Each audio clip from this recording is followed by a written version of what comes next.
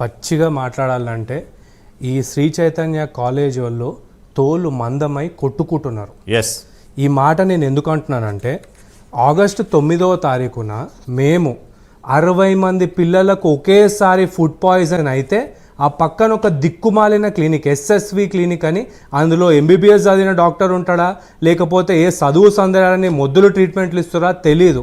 ఒక అమ్మాయి కాల్ చేసి మాకు కంప్లైంట్ ఇస్తే అక్కడికి వెళ్ళి ఏం జరిగింది అని ప్రశ్నిస్తే, ఇక గర్ల్స్ క్యాంపస్ కదా, రోడ్డు మీద నిలబడ్డా కూడా ఒక 3-4 బ్యాచ్ నీళ్ళు సెట్ చేసి పెట్టుకుంటారు అనమాట. వాళ్ళకి ఏముండదు, ఒకటే ఒక డైలాగ్ ఉంటుంది, girls campus girls campus girls campus అని చెప్పేసి అబ్బాయిల మీద పడుడు. పోలీస్ స్టేషన్లో రేప్ కేసులు పెట్టేంత వరకు కూడా దిగజారిపోతుర్రు. ఒక వీడియో మనది కనుక చూస్తే మీరు అందులో ఏంటి ఈ కాలేజ్ ఎందుకు నడిపిస్తున్నారు, ఇట్లా కంప్లైంట్స్ వస్తున్నాయంటే పద నడు ఏ డిపార్ట్మెంట్ పోదాం నడు దా.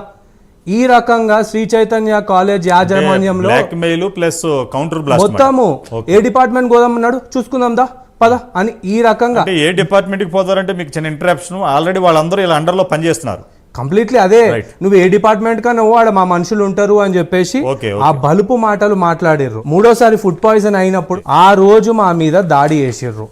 ఆ దాడి చేసిన కొద్దిసేపటికే ఉమెన్ కమిషన్ చైర్మన్ గారు వెళ్ళి మొత్తం బట్ట బయలు చేసారు. ఉమెన్ కమిషన్ చైర్మన్ గారు వెళ్ళినప్పుడు అన్ని అబద్ధాలే, ఏందమ్మా ఒక క్వశ్చన్ అడిగితే ఆన్సర్ లేదు కవరింగే ఉంది అని చెప్పేసి ఆమె ఆన్ కెమెరా ప్రాపర్ గా ఒక కాన్స్టిట్యూషనల్ పొజిషన్ హోల్డ్ చేస్తున్నటువంటి వ్యక్తి వెళ్ళి స్టూడెంట్స్ ఐడెంటిటీ రివీల్ కాకుండా క్లియర్ గా A to Z కుమాలిన ఆన్సర్లు ఇచ్చారు తప్ప ఆఖరికి ఆ పాసిపోయిన పప్పు పెడితే అది కూడా తీసుకొని దాచిపెట్టి దాంట్లో కూడా ఏదో గిమ్మిక్ చేసి. అందుకే నేను ఈ రోజు ఉమెన్ కమిషన్ చైర్మన్ గారిని రిక్వెస్ట్ అనుకోండి, డిమాండ్ అనుకోండి, ఒకటి అడుగుతున్నాను, దయచేసి వీటన్నిటి మీద మీరు ఒక శ్వేత పత్రాన్ని రిలీజ్ చేయండి. చేస్తే that will have more legal sanctity. One of the guest ఇవాళ బీజేపీకి సంబంధించిన వాళ్ళు కూడా ఉన్నారు కాబట్టి నేను వారిని కూడా డిమాండ్ చేస్తున్నాను. సెంట్రల్ గవర్నమెంట్ కొన్ని గైడ్ లైన్స్ ఇచ్చింది, ఈ అడ్డమైన కోచింగ్ సెంటర్లు అన్నిటికీ ఒక ఫుల్ స్టాప్ పెట్టాలని చెప్పి గైడ్ లైన్స్ క్లియర్ గా ఇచ్చింది. ఇది మినిస్ట్రీ ఆఫ్ ఎడ్యుకేషన్ నుండి రిలీజ్ అయింది అనమాట. ఇందులో క్లియర్లీ సండేస్ హాలిడేస్ ఉండాలి, ఎందుకంటే ఇప్పుడు మనకు బోర్డులో సండేస్ హాలిడేస్ ఉన్నాయి అండ్ ఈ సెంట్రల్ గవర్నమెంట్ రూల్స్ ప్రకారం సండేస్ హాలిడేస్ ఉన్నాయి. ఇవన్నీ స్టేట్లలో ఇంప్లిమెంట్ చేయాలి అని చెప్పేసి చెప్పింది.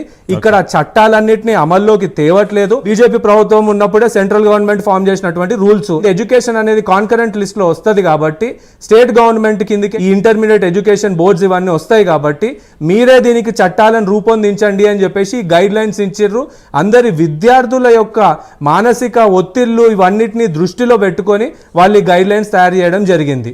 వీటన్నిటిని కూడా తుంగలోకి దొక్కి లాస్ట్ కాల్ ఒకటే ఒక మాట అంటారు, ఏంటంటే చలో ఏ డిపార్ట్మెంట్ కోదామన్నాడు బాబు చూసుకుందామని మాకే దమ్కిలుస్తున్నారు.